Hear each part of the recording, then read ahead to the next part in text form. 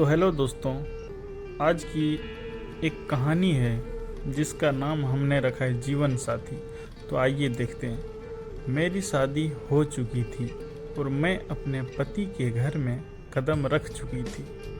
मैं उनके कमरे में बैठी हुई थी जैसे किसी का इंतज़ार कर रही हूँ। कमरे में हर चीज़ को ध्यान से देख रही थी। दीवारों का रंग, पेंटिंग, फूलों की सजावट, यहाँ तक कि मेरे तस्वीरें भी जो मैंने कभी किसी को नहीं दी थी, सब कुछ मेरे पसंद का था। मैं सोचने लगी कि ये सब आकाश जी की और उनके परिवार को कैसे पता। तभी दरवाज़ा की आवाज़ ने मेरा ध्यान भंग किया। आकाश जी, मेरे पति, दरवाजे पर खड़े थे। उन्होंने कहा, आराम से रहिए, मैं जानता हूँ आप अभी मुझे पसंद नहीं करती। कोई बात नहीं, वक्त लीजिए।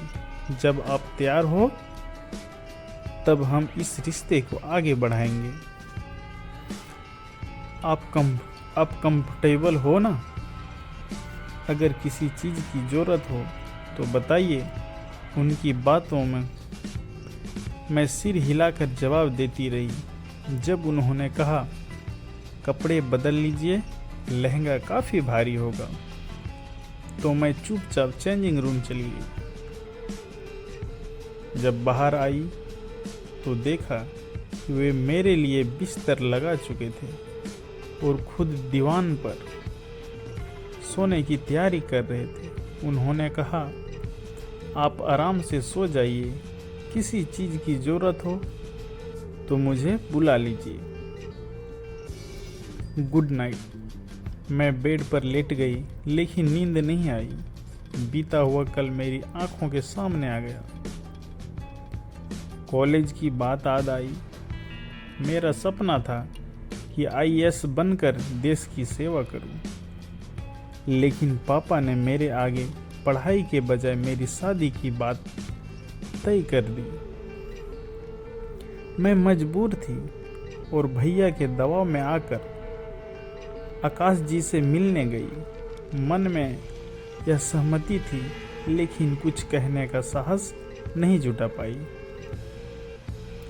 शादी के बाद जब मैं नई जिंदगी के साथ तालमेल बिठाने की कोशिश कर रही थी, तब एक दिन आकाश जी मुझे कहीं ले गए। मैं हैरान रह गई जब उन्होंने मुझे आईएएस कोचिंग सेंटर के बाहर खड़ा पाया। बिना कुछ कहे उन्होंने मेरा दाखिला करवा दिया। वह केवल यही नहीं रुके, हर कदम पर उन्होंने मेरा साथ दिया। मेरी सोच थी कि शादी में मेरे सपनों को रोक देगी, लेकिन आकाश जी ने यह साबित कर दिया कि सही जीवन साथी मिल जाए तो शादी आपके सपनों को नई उड़ान दे सकती है।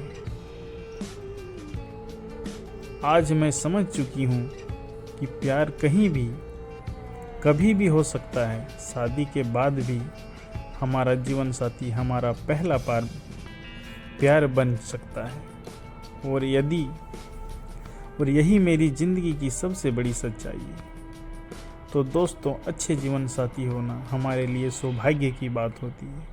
तो कैसी लगी ये स्टोरी हमें ज़रूर बताएं।